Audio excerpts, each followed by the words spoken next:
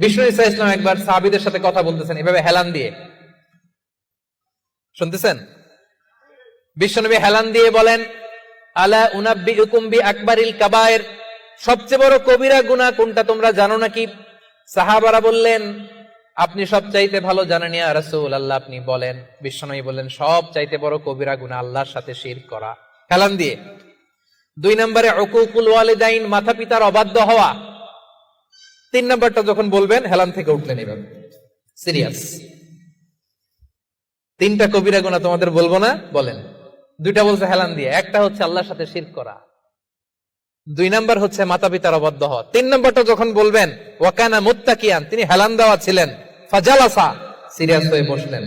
এরপরে বললেন, আলা ওয়া কওলু যুর, আলা ওয়া শাহাদাতু যুর, সাবধান, মিথ্যা বলো না, মিথ্যা সাক্ষী দিও না, মিথ্যা সাক্ষী দিও না, মিথ্যা সাক্ষী দিও না। বিষ্ণুবী বলতেই লাগলেন, কতবার যে বলছেন তার কোনো হিসাব নাই। কোন সুবহানাল্লাহ।